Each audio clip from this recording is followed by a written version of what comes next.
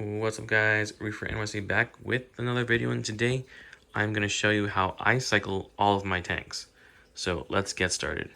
So first, very easiest thing that you can possibly do, get some live rock. I'm starting off with all dead dry live rock, so carob, sea, and mako rocks, all completely dry. But what I like to do whenever I create a new tank is that I get some pieces of live rock, whether it be from my local fish store or from my old tanks or from your friends or whoever. Just get some live rock.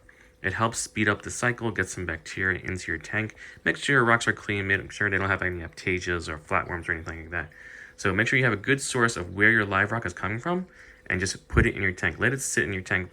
Doesn't matter where you put it. You can put it in your sump. You can put it in the display. You're borrowing this rock. You're not putting it as your main display. So that's why I just have it. There's one live rock up there. There's one over here. And I think I have one over here too. But I have a ton in my sump. So with that being said, all that bacteria that's already matured in your old tank or your friend's tank or anywhere is now being taking over into your new tank. Another thing that I like to get every single time is the Algae Barn Ultimate Cycle Kit. So I'll show you real quick what that comes with. So this one, I use this every single tank.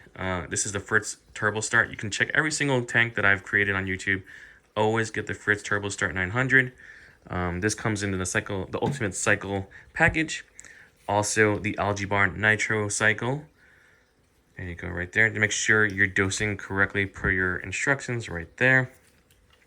And also it comes with the PNS Pro Bio, which basically feeds all the bacteria. What's also cool about the Ultimate Cycle Kit is that it comes with biomedia. I already put it in my tank. I'm going to show you real quick. So you got Refuge Reds, you got the Refuge Rings, and the Refuge Rocks. So I'll show you real quick how I have them in my tank. So we've got the rings right there, we've got the rocks right there, and the reds right there.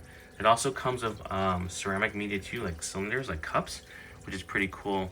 And it also comes with these like 3D printed towers that you can actually stack on top of each other if you have a really large sump. So what you want to do with this is that you want to put it in RODI water, just clear it out, clean it out, and then put it into your sump or display or wherever. Ideally in the sump where it gets some flow. It's not going to stay here forever. It's going to probably move to another chamber. But this is just to get the tank cycling and going, because in this section I'm going to put in the skimmer. So like I said, those all come with the aquarium cycle kit. I'll leave a link in my bio. But also, I have some live rocks in here too. Actually, not live rocks, dead rocks that I want to seed to become live rock later on. So if you're planning to if you want to set up a new tank, if you want to put new rocks in, or have some rocks for like the future, now is a good time to put in some fresh rocks so they can get seeded along with the new tank cycle. So that's how the sump is looking right now. Like I said, it comes with all the aquarium cycle kit from Algae Barn. But now I'm going to show you what to do once you get the package. So like I said, all the media is in your sump. You have some live rocks, preferably. If you don't, it's okay too. You don't need them. It just speeds up the cycle even faster. But with this method, supposedly it can get your tank up and running within as little as 5 days. I usually try to give it about a week or two, just to be on the safe side, so you're testing for those 2 weeks to make sure your parameters are all in check. Excuse me. So what I do is I take the Fritz Turbo Start, I dump all of it in. You don't even need to save any of it, just dump all of it and you can't overdose it. But for this one, I believe it treats up to 100 gallons, so this is the 4 ounce. It treats up to 100 gallons, which is perfect for this tank. For this one, I believe it said 1 milliliter per gallon, somewhere in the instructions. Yep. So add 1 milliliter per gallon, if it focuses, there we go. And then let it do its magic within the tank. Once that's all settled in, then you can start feeding the bacteria throughout the couple of weeks. You don't need to put this in right away. What you do need to put in right away to get all the algae eaten and diatoms and all that kind of stuff, maybe you get a like mini cycle, is that you want to get yourself some pods. So these are the Galaxy Pods by Algae Barn. As you can see here, little buddies in there. I don't know if you can see them right there. There you go. So these are little pods that help with the cycle, make sure all the bacteria is getting eaten, all the bad bacteria, helps with diatoms, algae, all that kind of stuff. So you want to get a couple bottles of these to start seeding your tank with pods. Another way to get pods is that if you get some live rock from wherever source you get it from, hopefully there are pods living within the crevices of the rocks.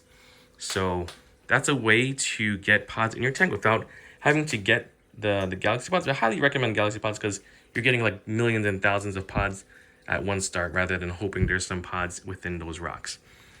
But that's about it. I'll do a little recap once the cycle is all set, but that's what I do for every single tank. I get the algae bar and aquarium cycle kit, get your media in a sump, get some live rock from wherever source you want to get it from, throw it in your tank, throw it in your sump, throw it in the display, let everything populate and let bacteria spread everywhere.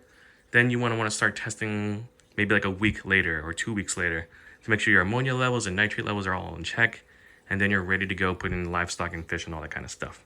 Obviously, don't rush it, but I've been doing this for years, so I know what to look out for, especially if things aren't looking right. But overall, very happy with how the build is progressing. We've got the wave makers going, we've got the lights on, we've got the sump pretty much cleaned out, cable management's looking all right, could be better. But overall, very happy with how the escape has turned out. As you can see, all these rocks and crevices and overhangs. Here's it from this side. But tons of swing room, tons of surface to put any corals. And yeah, we're good to go. But yeah, guys, if you have any comments, any questions, let me know. Appreciate all your love and support. And I'll catch you guys on the next one. Peace.